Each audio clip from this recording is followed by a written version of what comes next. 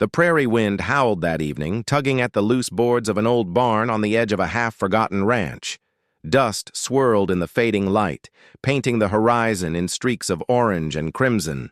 Inside that barn, tucked beneath a sagging pile of hay, lay a boy no older than 4. His small hands were clenched into fists, and his cheeks were streaked with dirt and dried tears.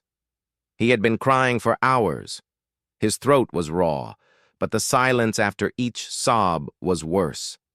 The boy's world, everything he had known in his short life, had been reduced to smoldering ashes. Just 2 nights earlier, fire had consumed the little farmhouse where he had lived with his mother and father. He remembered the crackling roar of the flames, the choking smoke that stung his eyes, and his mother's desperate scream as she tried to reach him. Somehow, in the confusion, he had crawled free and staggered into the night. When he turned back, the house was gone, swallowed by fire, and with it, so was his family. For 2 days, the child wandered aimlessly across the empty fields, clutching the only thing that had survived with him, an old wooden toy horse his father had carved by hand. Its edges were chipped, its paint faded, but to the boy, it was the last piece of love he could hold. Hunger gnawed at his belly. His legs trembled with each step. By the time he stumbled upon the barn, he had no strength left.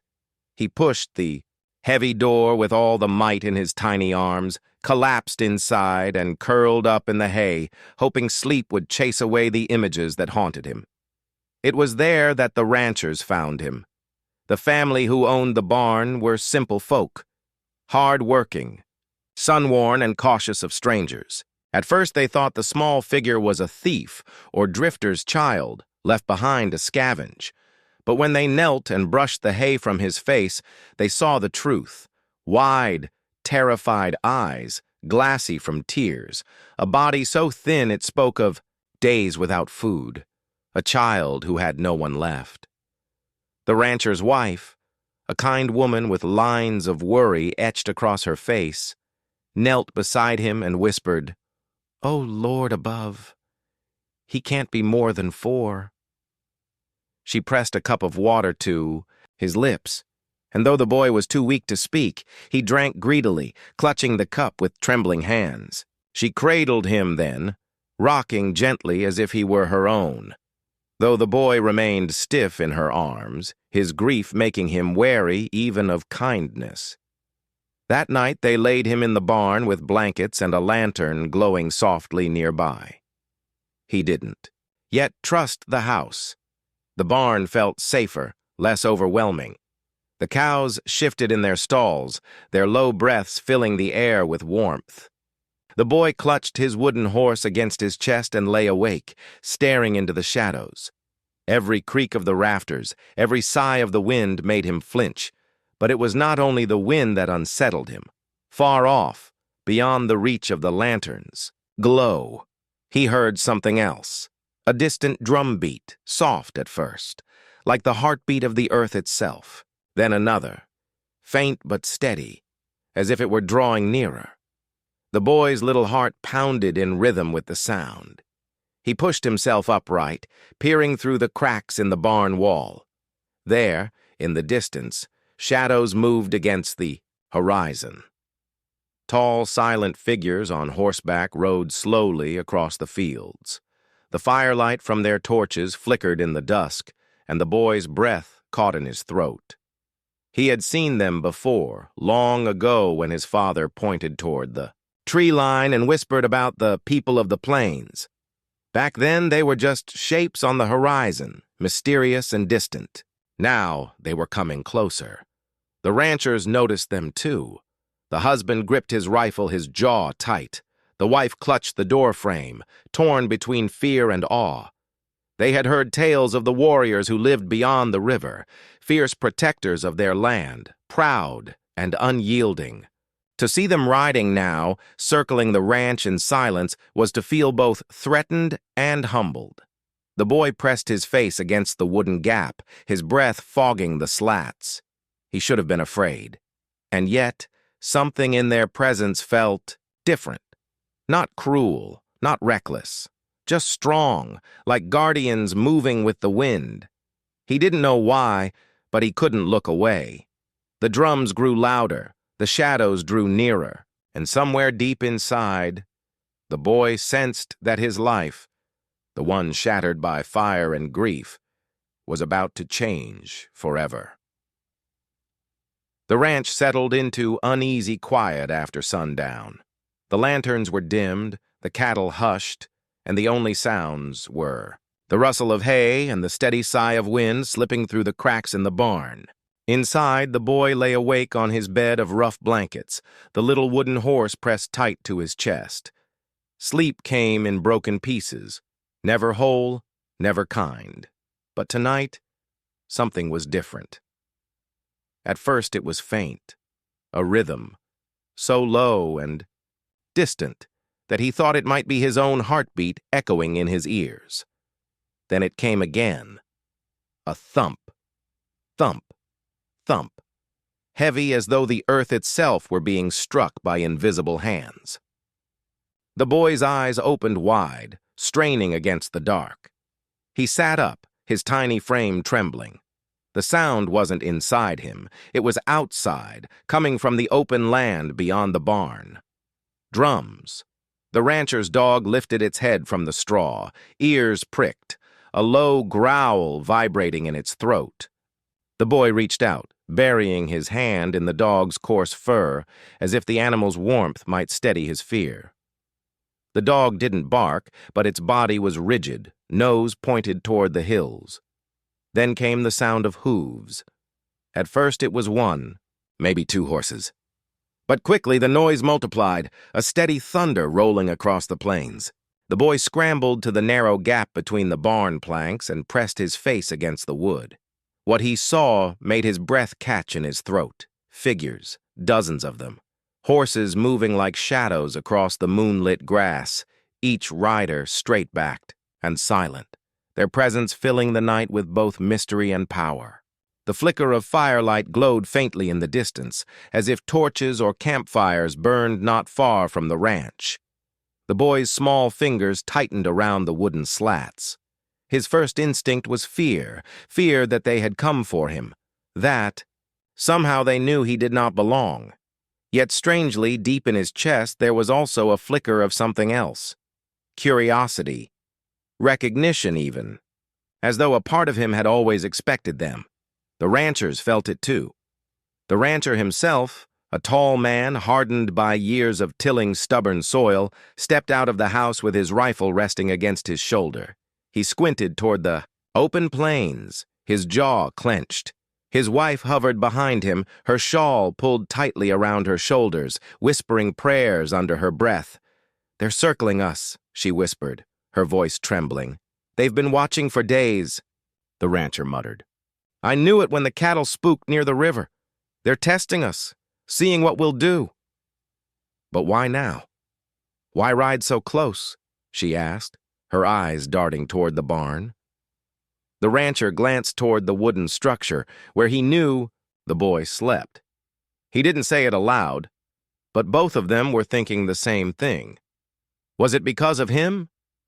Inside the barn, the boy crouched low, his heart racing. He didn't understand the words the ranchers spoke outside, nor did he fully grasp the weight of what was happening. All he knew was that the night was alive with sound, hoofbeats, drums, and something unspoken that seemed to hum in the air itself. Hours passed, or perhaps only minutes. It was hard to tell. The riders never attacked. They didn't shout or charge or fire a single shot. They simply moved around the edges of the ranch, their silhouettes cutting sharp lines against the horizon. Their presence was a statement in itself. "We are here. We see you." At one point, the boy thought he saw one rider break from the circle. A tall figure on a horse as dark as midnight drew closer to the barn. The horse's hooves struck the earth with slow, deliberate rhythm, and for a moment, the rider seemed to look directly at him. The boy pressed back against the hay, clutching his toy horse so tightly his knuckles turned white. Yet when he dared peek again, the rider had vanished. back into the moving shadows. The drums faded near midnight, replaced by the lonely cry of a wolf in the distance. Slowly, the riders withdrew, their shapes melting into the hills until the land was still again. The rancher lowered his rifle, his hands stiff from holding it so long. His wife exhaled shakily, though her eyes lingered on the barn. "They'll be back," the rancher said grimly, before leading her inside. The boy, however, didn't feel the same dread. Curled once more in the hay, sleep tugging at his heavy eyelids, he whispered to his wooden horse as though it could hear him. They weren't angry, and somehow, in the innocence of his young heart, he knew he was right. Those shadows had not come to take. They had come to watch, to measure, to wait. What he could not know yet was that the waiting would end soon, and when it did, the barn doors would open to a truth far greater than anything his small world had ever known. The dawn after that restless night broke cold and pale, with the sky painted in strokes of silver and gray. Mist curled low over the fields, softening the hard lines of the prairie. The ranch seemed quieter than usual, as if the land itself were holding its breath. The boy stirred in the hay, blinking against the slant of light spilling through the cracks in the barn wall. His little body was stiff, his sleep shallow. The rhythm of the drums still echoed faintly in his chest, like a memory he could not shake. The rancher came early, boots thudding on the packed dirt floor, carrying a tin plate with bread and dried meat. He set it down without a word, watching the child with wary eyes. His wife followed, her gentleness a balm against her husband's. Silence. She crouched down, brushed the boy's tangled hair from his face, and offered him water. He drank, though his hands trembled. They didn't press him with questions. Not yet. All morning, the boy stayed close to the barn door, peering into the mist. He felt something pulling at him, an invisible thread tugging his gaze toward the horizon. He couldn't explain it, but he knew the riders had not vanished for good. By midday, the air shifted. It began with silence. The birds stilled, their songs cut short. The dog pricked its ears and whined, pacing the length of the barn. Then came the steady clop of hooves, slow and deliberate, unlike the circling thunder of the night before. Each step was measured as though the land itself recognized the rider's authority. The rancher stiffened. He gripped his rifle, but his wife laid a hand on his arm. "Wait," she whispered, though her voice quivered. The boy felt no fear. He rose, barefoot, dust clinging, to his little feet and stood at the barn entrance. His toy horse was clutched tight in one hand, the other resting against the rough wood of the door. From the mist emerged a single figure. The rider sat tall on a chestnut horse, the animal's mane dark and flowing. The man's hair, long and streaked with gray, hung loosely past his shoulders. His face bore the weight of years, lined, weathered, marked by both hardship and wisdom. But it was his eyes that held the boy frozen in place, deep, steady, the kind of eyes that seemed to see everything at once, fear, pain, truth, and the fragile threads of destiny. He was the elder. He did not ride with the fierce speed of a warrior, nor the threat of a raider. He moved like the slow river, certain, unshakable, timeless. When he reached the barn, he dismounted with a grace that belied his years. He left his horse untied, as if the bond between them required no rope. The bay. Animal stayed still, patient, loyal. The rancher raised his rifle slightly. The elder turned his head, not in challenge, but with a quiet authority that made the rancher falter. Without a single word spoken, the message was clear. "Lower it. I am not your enemy." Reluctantly, the rancher obeyed. The elder stepped into the barn. His presence filled the small space, though he moved with calm, deliberate steps. The boy backed up slightly, more from awe than fear, until the hay pressed against his heels.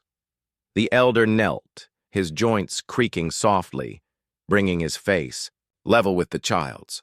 For a long moment, neither spoke. The elder simply looked at him, studying, measuring, as though weighing something unseen. The boy's small chest rose and fell with quick, nervous breaths. His fingers dug into the wooden horse until the edges bit his palm.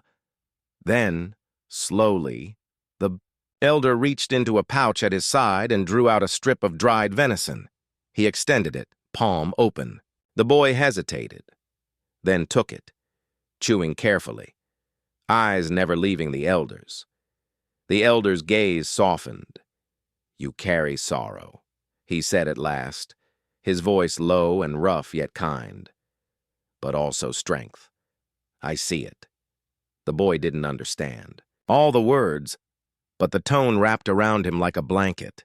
He blinked, swallowing hard. No one had spoken to him that way since the fire. Not as a burden, not as a helpless child, but as someone who mattered. The elder sat back on his heels, tilting his head as if listening to something unseen. Then he asked gently, "Do you know who watches over you?" The boy shook his head, his lips parted, but no sound came. The elder nodded as though he expected no answer. He looked toward the horizon, where the mist had begun to lift, revealing the far line of hills. "Many hearts are waiting, many eyes upon you." He turned back, his gaze sharp once more. "You are not alone." The boy's breath caught. For the first time since the fire, warmth bloomed inside his chest. A strange calmness seeped into his bones. He clutched his toy horse close and whispered, almost without meaning to, "I remember the drums." The elder's mouth curved in the faintest of smiles. He laid a hand on the boy's small shoulder, steady and sure. "Yes," the elder said, "they remember you too." Outside, the rancher and his wife stood frozen in the doorway, caught between fear and awe. They knew, without words, that this meeting was not chance. Something far greater than them had stepped into their barn that day, and though they could not yet see its shape, destiny had just begun to unfold. The elder did not leave the barn that day. Instead, he remained with the boy, seated on the packed dirt floor beside the hay, as if time itself bowed to his patience. The rancher shifted uneasily near the doorway, his rifle still in hand, though he no longer raised it. His wife, though wary, seemed to sense something in the elder's presence, a quiet power, a weight of truth that kept her from sending him away.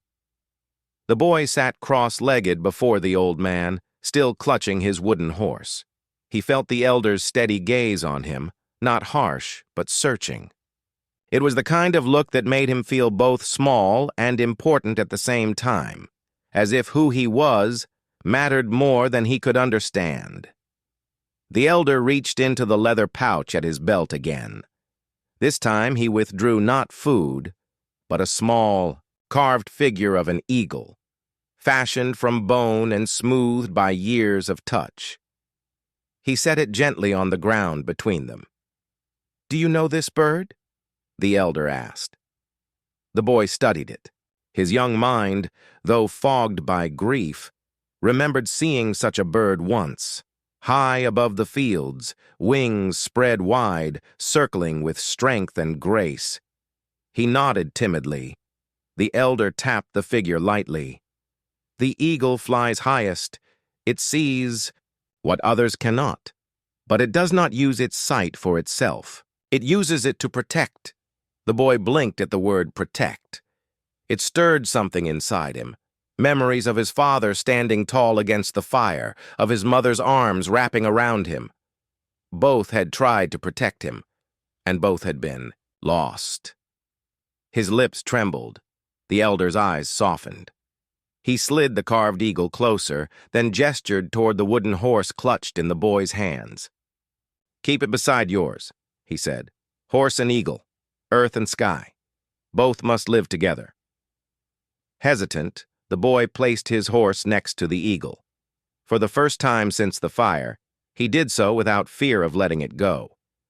The elder nodded, satisfied, but his test was not finished. He pulled a small piece of bread from his pouch and laid it on the dirt floor. Almost instantly, a field mouse, bold with hunger, crept from the hay. Its whiskers twitched, its tiny paws padding closer. The boy tensed, ready to snatch up the bread for himself. His belly ached from hunger, but the elder raised a hand. "Wait." The boy froze. He looked from the mouse to the bread, then to the elder's patient gaze. His stomach growled, yet something in the elder's eyes told him this moment was more important than food. Slowly, he leaned back. The mouse scurried forward and took the crumb, nibbling with frantic delight. The boy watched, a strange warmth stirring in his chest despite his empty stomach. The elder nodded once more. "You chose kindness before hunger, strength before self." His voice deepened, carrying weight like rolling thunder. "This is the spirit we honor." The boy didn't fully understand, but he felt a strange pride rise within him, fragile yet glowing. No one had ever told him that the small choices he made mattered, that even he, a 4-year-old child, could show strength. The elder then asked softly, "Do you fear me?" The boy shook his head. His voice came out small, but steady. "No." A long silence followed. The elder studied him, his lined face unreadable. Then, slowly, he extended his hand, palm up, open, waiting. The boy stared at it. For a moment, fear pricked at him again, the fear of trusting, the fear of losing someone new. But then he remembered the eagle and the horse, the mouse and the bread. He placed his tiny hand in the elder's. The elder's grip was firm, warm, and sure. He closed his eyes briefly, as if listening to something greater than himself. Then he opened them and spoke words the boy would never forget. "You are not just a child of fire and loss. You are a child of spirit." The rancher and his wife exchanged uncertain glances. They didn't understand, but they could feel the truth in the elder's words. Something was being decided in that barn, something that reached beyond their small lives, beyond even the boy himself. The elder rose slowly to his feet, towering above the child, yet never casting a shadow of fear. He extended his hand once more, this time not in test, but in invitation. "Come," he said.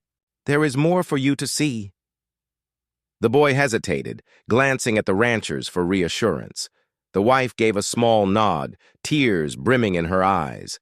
The rancher, though reluctant, stepped aside. And so, with trembling legs but a heart steadying, with each beat, the boy reached for the elder's hand again. Together they stepped out of the barn and into the waiting horizon. Little did he know, the true test had only begun. The prairie stretched wide and endless before them, the grass whispering under the afternoon wind. The elder walked slowly, his hand steady around the boy's small one, guiding him across the open yard as though each step carried meaning. The rancher and his wife watched from the barn's doorway, uneasy witnesses to something they could neither control nor fully understand. The boy's bare feet patted against the earth. Every sound, every movement felt magnified. The creak of the elder's leather moccasins, the steady snort of the chestnut horse waiting nearby, the sharp cry of a hawk circling far above. He didn't know where the elder was leading him, only that he felt strangely safe with his hand in the old man's. They stopped by a weathered oak that stood apart from the ranch, its roots gnarled deep into the soil.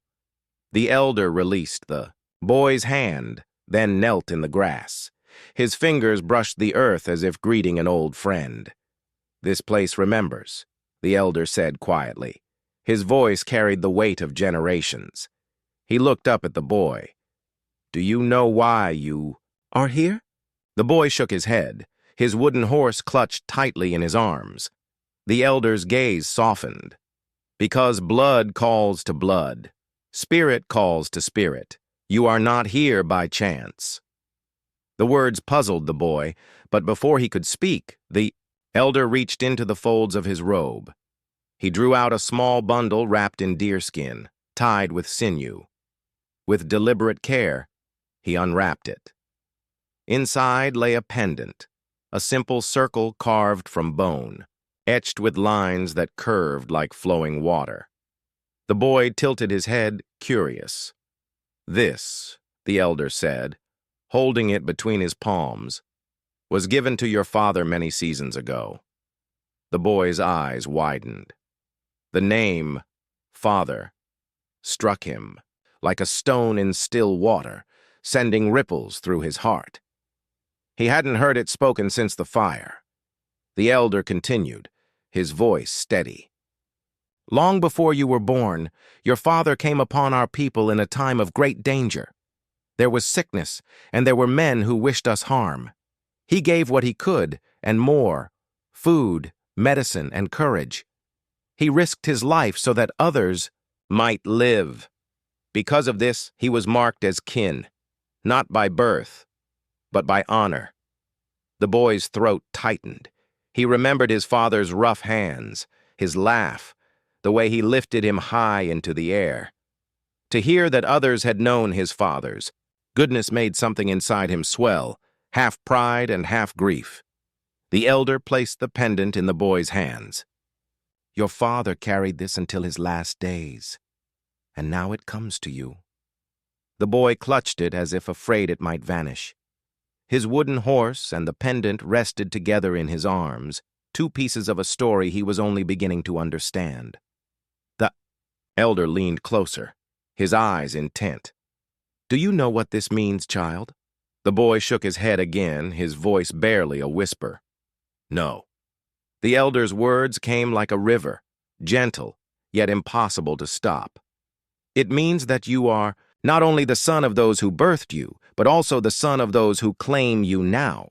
Your father's bond with us is your bond. His honor is your honor. His courage is your courage. You are of two worlds, but both call you theirs."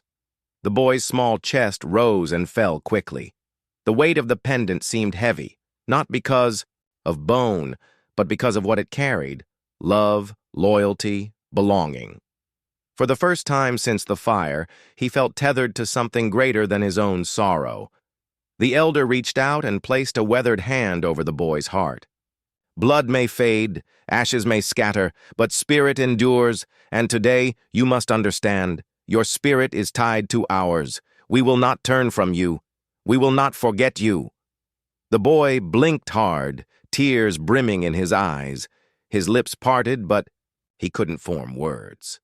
Instead, he stepped forward and threw his thin arms around the elder's neck, holding tight as though afraid to let go. The elder, surprised for only a moment, wrapped his arms around the child with a strength that was both protective and tender. "You're not lost," the elder whispered against his hair. "You were found long before you knew it." Behind them, the rancher lowered his rifle completely, his expression caught somewhere between disbelief and awe. His wife pressed a hand to her chest, tears spilling freely down her cheeks. The boy pulled back, still clutching the pendant, his voice small but firm. "Am I yours now?" The elder met his gaze, eyes glinting with firelight from within. His voice carried the certainty of a vow. "You have always been ours. Today you only remember it." The sun dipped low in the western sky, spilling long shadows across the prairie. The mist of morning had burned away, leaving the air sharp, with the smell of grass and distant wood smoke. The ranch stood silent, every window shuttered, every animal restless, as though all of creation sensed something was about to unfold. The boy stood before the elder, the bone pendant heavy around his small neck. His wooden horse rested in one hand, his other arm hanging at his side, unsure whether to cling to safety or reach toward destiny. The elder towered above him, not in intimidation, but in the kind of strength that made the world feel steadier, more certain. The rancher and his wife lingered by the barn doors, torn between fear and reverence. They could not stop what was happening. They could only bear witness. The elder motioned for the boy to follow. Together they walked toward the edge of the ranch yard where the open plains began. The wind picked up, carrying with it faint echoes of drums, distant yet unmistakable. The boy froze, recognizing the sound from that first night. His heart raced, but this time it was not terror. It was something else, an electric hum, as though the earth itself beat in rhythm with his pulse. The elder raised his hand, and the sound ceased. Silence swept over the land, thick and waiting. Then he turned to the boy, his voice deep and steady. Child of fire, child of sorrow, today you are no longer alone. You carry your father's bond, and you carry your own spirit. These two, together, are greater than blood. They are kinship, they are belonging, they are strength. The boy's eyes widened. The words sank deep, even if his young mind could not grasp all their weight. The elder continued, his tone rising like thunder. You are not an orphan wandering in ashes. You are not a stranger among us. From this day forward, you are bound to our people. When you walk with us. When you cry, we carry your grief. When you are in danger, 200 voices will rise to shield you. You are our kin now. The words struck the boy like a flame bursting in the dark. His throat tightened, and tears welled in his eyes, but these tears felt different, lighter, almost warm. His small chest heaved with the unfamiliar weight of belonging. For the first time since the fire, he was not merely a child surviving the world. He was claimed. The elder placed his weathered hand firmly on the boy's shoulder. The touch was both gentle and unyielding, as though it pressed away every shadow that had haunted him. You are ours, the elder said again, his voice softer this time. And we are yours. The rancher's wife gasped quietly, covering her mouth with her hand. She whispered to her husband, Did you hear? They've taken him as their own. The rancher said nothing, but his grip tightened on the barn door, his knuckles white. He could not deny the power of the words. The boy looked up, searching the elder's face for any hint of doubt, but there was none. The truth shone in those steady eyes, unshakable and eternal. The boy's lips trembled. He raised the wooden horse high, as if to show the elder the only piece of family he had left.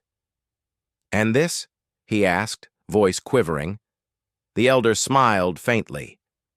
That is your father's gift. Ours is different. He lifted the pendant, resting against the boy's chest. This is the bond of spirit. Both together make you whole. The boy nodded, clutching both treasures, his tears spilling freely now. He stepped forward and pressed his small forehead against the elder's chest. The old man's hand came down once more on his back, a blessing and a promise. The drums began again, soft at first, then swelling, rolling across the plains like a rising storm. The sound did not frighten the boy this time. It filled him. It lifted him. The elder turned toward the horizon and raised his arm high. The barn doors, long shut against the world, groaned open in the wind. And beyond them, through the fading light, the boy saw shapes gathering. Riders, hundreds of them, moving slowly, deliberately, encircling the ranch. Their horses snorted clouds of breath into the cool evening air. Spears and bows caught the glint of the dying sun. Faces, painted with solemn pride, turned toward him. 200 warriors sat astride their mounts, silent and waiting. The elder's voice carried over the land, deep as thunder. Behold, he is kin! The warriors, as one, raised their weapons to the sky. The sound of their cry shattered the silence, fierce and unyielding, echoing for miles. The boy gasped, overwhelmed by the sight. 200 strong, and all for him. He felt their eyes on him, not cold, not harsh, but protective. Their presence wrapped around him like a fortress. In that moment, he knew He was not abandoned. He was not alone. He was theirs. The boy stood frozen, his small frame silhouetted against the glow of the setting sun. The barn doors yawned wide behind him, but his eyes were fixed on what lay beyond. 200 mounted warriors encircled the ranch, their presence filling. The plains like storm clouds gathering across the sky.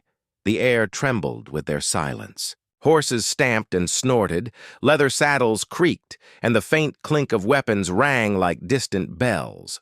The boy's heart thudded in his chest, yet this time fear did not consume him. Instead, he felt the steady pulse of something greater, an unseen thread that tied him to each figure on the horizon. The elder raised his hand, and as if bound by one spirit, the warriors stilled. The drums that had echoed across the prairie ceased abruptly, leaving behind a silence so thick it pressed against the boy's ears. In that silence, every detail sharpened, the soft rustle of grass under hooves, the distant cry of the hawk circling overhead, the boy's own breath quick and shallow. The elder's voice rose, firm and steady, carrying across the wind. This child is kin. He bears the spirit of those who came before, and the courage of those yet to come. As his father once stood for us, so now we stand for him. The warriors leaned forward in their saddles, their faces turned toward the boy. Some nodded solemnly. Others tapped the hafts of their spears against the earth in a slow, steady rhythm that echoed like a heartbeat. The boy gripped his wooden horse tighter, the pendant cool against his chest. He felt so small, standing there barefoot in the dirt, but somehow their eyes made him feel taller, stronger. The circle of riders began to move, not in chaos, not in charge, but with measured precision. Slowly, they tightened their formation, drawing nearer to the ranch. The sound of hooves striking the earth grew heavier, deeper, rolling like distant thunder across the plains. The rancher and his wife stood rooted in the barn doorway, their fear written plain on their faces. "They're closing in," the rancher whispered hoarsely.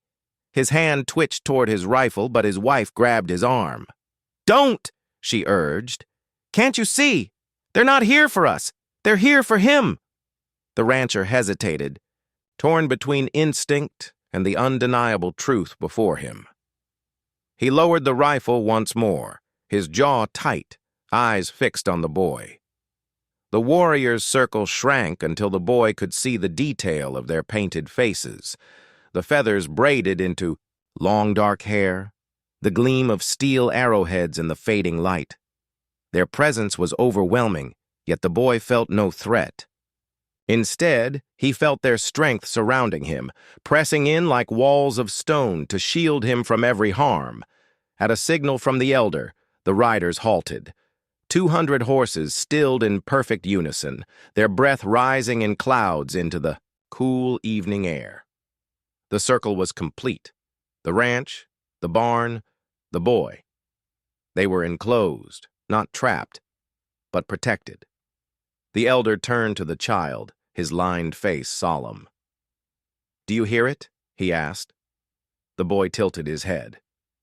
At first there was only silence, but then he heard it. The sound beneath the sound, the rhythm of hundreds of hearts beating as one. His own heart seemed to fall into step with it. "Yes," he whispered. The elder nodded.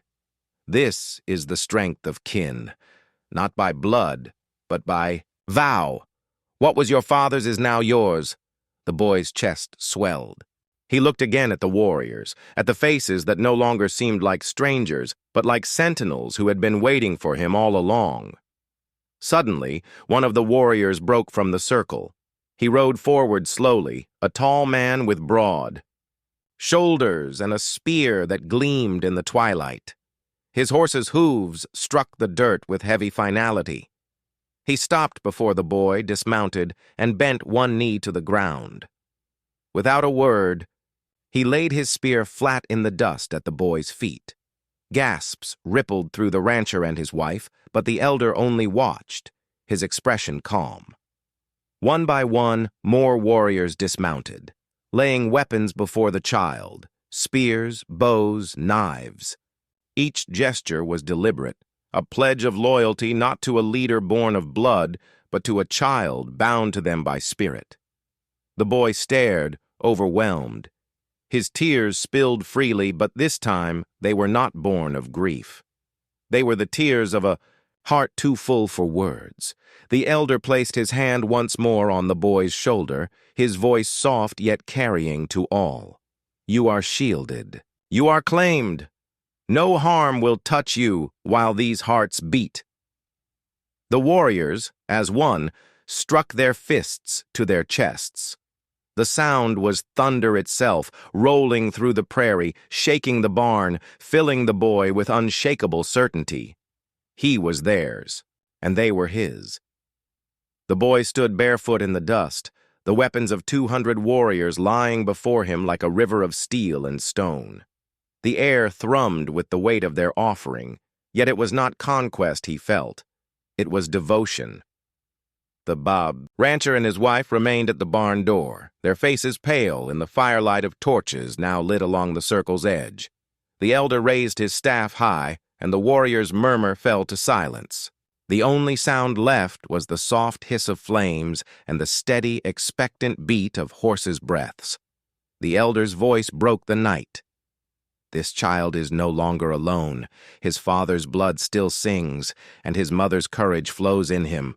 We pledge not to what he is, but to what he will be. Before sky and earth, before ancestors and children yet unborn, we bind ourselves." He lowered the staff, and at once the warriors responded, not in words at first, but in rhythm. Fists struck against chests, slow and deliberate. One beat, 2, 3.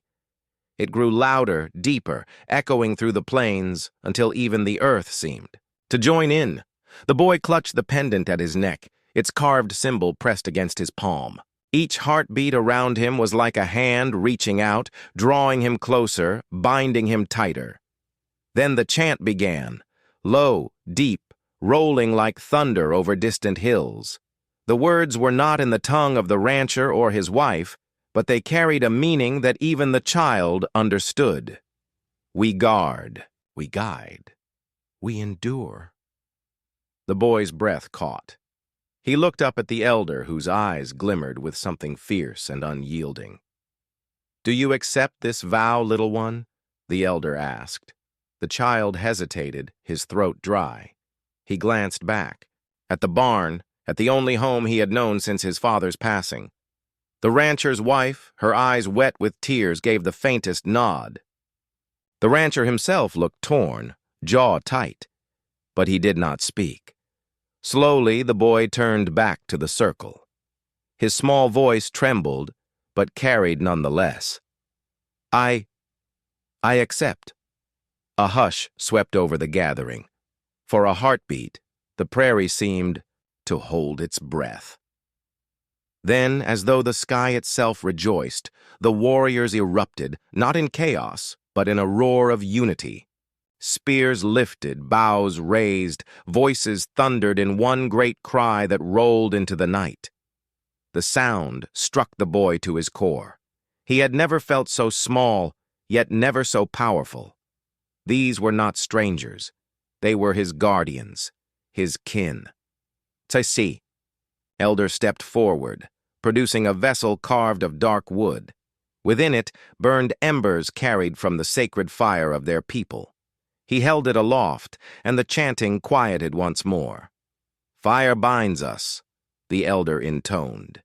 "It consumes, yet it gives. It destroys, yet it warms. As this flame does not die, neither does our vow." One by one, warriors approached, each holding a feather, a stone, or a carved token.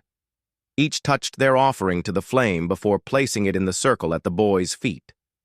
The pile grew, a mound of gifts, not of wealth but of spirit, each representing a piece of themselves. When the last warrior stepped back, the elder bent low. He took the boy's wooden horse, the toy he clutched as his only comfort, and gently held it over the flame. The child gasped, fearing it would burn, but instead the elder passed it only through the smoke. He placed it back into the boy's hands, the wood now marked with the scent of sacred fire. "This is no longer a child's toy," the elder said. "It is your staff, your guide, your reminder that you do not walk alone." The boy held it close, tears blurring his vision. For the first time since his father's death, he felt whole. The warriors, still encircling him, placed their right hands high to the sky, palms open. One by one, they lowered them to touch the earth, sky to earth, heaven to soil, spirit to blood. "The elder's voice rose above them all. "From this day forth, any who raise hand against him shall face us all. By our breath, by our strength, by our blood, we pledge." The warriors answered in one voice, so loud the ranch's beams seemed to shudder. "We pledge!" The boy stood in the center, no longer trembling. He lifted his tiny hand, mimicking their gesture, first to the sky, then to the ground. His voice, high and small, carried into the night. "I pledge, too." The circle roared once more, not with war, but with joy. 200 warriors struck the earth with their spears in unison, the sound rolling across the prairie like the promise of a new dawn. The pledge was sealed, and for the first time, the boy was not afraid of tomorrow. The circle had been sealed. The pledge had been spoken. Yet the night was not over. As the echo of spears striking earth faded into silence, the elder raised his hand, and the warriors slowly broke the circle. But they did not scatter. Instead, they formed lines, opening a path that led back toward the rancher's barn, where the boy still stood clutching his smoke-marked toy horse. "Tonight," the elder announced, his voice strong and clear, "we honor the bond. Tonight, we kindle fire not only in the earth but in our hearts." Warriors moved with practiced rhythm. In the open field beyond the barn, a great fire was built. Logs stacked high, kindling placed with reverence. The flames leapt up quickly, hungry and bright, casting shadows that danced like spirits on the grass. Sparks spiraled into the sky, as though stars themselves had descended to witness the moment. The boy's eyes widened. He had never seen such a fire, nor heard the low, steady hum of voices that rose around it. The hum grew into a chant, the chant into a song. It was not a song of war, but of homecoming, its cadence both steady and flowing like the river his father once took him to. The rancher and his wife were gently guided closer by 2 women draped in woven shawls. They hesitated at first, uneasy. Among so many warriors, but the warmth of the fire seemed to soften the fear in their eyes. For the first time that evening, the rancher unclenched his jaw and allowed his gaze to rest on the boy with something like pride, though it was pride mingled with a surrender he did not yet understand. The elder beckoned the child forward. Warrior's drum began to beat, slow, deliberate. Each thud echoed like a heartbeat. The boy, small and uncertain, stepped into the circle of firelight. "Tonight, we give him not only our pledge," the elder said, "but our joy, for no bond is strong if it does not carry laughter. No vow endures if it does not remember song." At his words, the warriors broke into movement. Some struck flint to send sparks flying into the night. Others raised rattles made from gourds, their sound crisp and sharp above the steady drumbeat. A line of dancers began, their feet pounding the earth in unison, sending dust swirling up like smoke. The boy's heart pounded as fast as the drum. His wooden horse hung from his hand, swinging. With each step he took forward, the elder placed a feather in the boy's hair, its tip glimmering orange in the firelight. "Dance," the elder whispered. At first the boy shuffled awkwardly, unsure how. But as the warriors moved around him, circling, laughing, their movements fierce but playful, he felt a strange pull. His small feet began to mimic theirs, first clumsy, then freer, as though the rhythm had been waiting inside him all along. The rancher's wife pressed her hands to her mouth, tears slipping down her cheeks. The rancher himself let out a long breath, almost as if the weight he had been carrying for years had been lifted, if only for this one night. The songs swelled. One warrior raised his voice in a chant so deep it shook the fire itself. Others joined, weaving their tones until it became a river of sound, sometimes loud as thunder, sometimes soft as the whisper of grass in the wind. The boy laughed suddenly, the first true laugh since his father's passing, and the circle erupted in cheers. Food was brought forward. Roasted game, bread baked in coals, berries gathered from the nearby thickets. The boy was offered the first piece, a mark of honor. He bit into it with a grin, and the warriors pounded their chests in approval. The elder sat beside him, his eyes glimmering in the firelight. "Tonight, you are not a child alone," he said. "Tonight, you carry the strength of all who stand here. Remember this fire when the night grows cold. Remember this song when silence weighs heavy. For this is your inheritance." The boy nodded, his face lit with both fire and awe. The night deepened. The fire blazed higher, and the warriors' voices carried across the prairie. Some danced until sweat gleamed on their brows. Others told stories in booming voices, tales of battles, of journeys, of love and loss. The boy listened, wide-eyed, clutching his wooden horse to his chest. At last, as the stars wheeled overhead, the chants softened. One by one, warriors knelt, pressing their palms to the earth in silent prayer. The elder led the boy to do the same. The ground was warm beneath his hands, and he felt for the first time that it was not just dirt. It was life itself, holding him steady. The celebration did not end in exhaustion, but in peace. The fire still burned, but softer now, glowing embers casting a gentle light. The warriors lay resting in circles, their breaths rising in harmony with the night. The boy curled near the elder, his wooden horse beneath his arm, the feather still, in his hair. His eyelids grew heavy. As he drifted toward sleep, he thought he heard the earth itself whispering along with the warrior's fading song. "You are not alone. You are one of us." And in that moment, the barn, the fire, the ranch, the warriors all became one home. The night of fire and song faded slowly into silence. Embers glowed faintly in the ashes of the great fire, painting the field with a soft orange light. Above, the stars dimmed as the first pale brushstrokes of dawn stretched across the sky. The boy stirred from his sleep, his small hand still clutched. The wooden horse, its surface now marked with soot and ash from the fire, but stronger than before, just as he felt inside. A cool breeze carried the scent of smoke, earth, and something sweeter, the promise of a new day. The elder sat beside him, awake and watching the horizon. His presence was calm, like the stillness of a mountain before the sun touched its peaks. When the boy's eyes blinked open, the elder laid a gentle hand on his shoulder. "Rise, little one," he said softly. "The night has ended.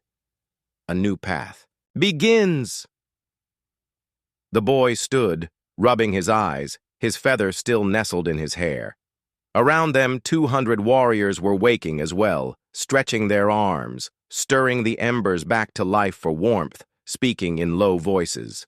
Their faces, fierce in battle, were softened by the dawn light, as though peace had settled on them all. The rancher and his wife emerged from the barn. She carried a shawl around her shoulders, her eyes still red from the tears she had shed the night before. The rancher's face was harder to read, lines of worry, pride, and awe all interwoven. But there was a quiet surrender in his eyes now, one that had not been there before. The elder motioned for the boy to step forward, closer, to his parents. He obeyed, his small boots leaving prints in the dew-soaked grass. "This child," the elder said, his voice carrying across the field, "is no longer between two worlds. He carries both. The blood of his father runs in him, and with it the strength of warriors. The care of his mother shelters him, and with it the gentleness of home. And now our vow binds him, as fire binds to earth, as sky binds to wind. The warriors thudded their spears into the ground, once in unison. The sound echoed like a heartbeat through the land. The rancher stepped forward, his hands rough and trembling. For a moment, he looked at the boy as though he were unsure how to stand beside him in this new place. But then, slowly, he knelt, placing a hand on his son's shoulder. "You're stronger than I ever was," he whispered, his voice cracking. The boy, unsure of what to say, only smiled. The elder, watching, nodded in quiet approval. The sun rose higher, spilling gold across the prairie. Birds lifted into the air, their wings catching the light. The boy looked out at the horizon and felt, for the first time since his father's passing, that the world was not empty. It was vast, alive, waiting. The elder raised his staff high. "Let this day be remembered," he declared, "as the day when fire and barn, warrior and settler, blood and bond became one. This boy is kin to us all. His legacy is our legacy." The warriors let out a roar that shook the morning air. Not a cry of battle, but of triumph. The boy lifted his wooden horse high above his head. In the light of the rising sun, it no longer looked like a toy. It looked like a symbol, a bridge between what had been lost and what had been found. His mother wept softly into the rancher's chest. The rancher stood taller than he had in years, his arm wrapped firmly around them both, and the boy, with the feather in his hair and the fire still warm in his heart, knew the truth. He was not just a child of sorrow. He was not just the son of a man buried too soon. He was kin, of earth, of fire, of warriors and family alike. As the dawn spilled across the plains, the elder leaned down one last time and whispered the words that would never leave him. "You are our kin now. Walk the earth knowing you will never walk alone." And so, a new legacy began.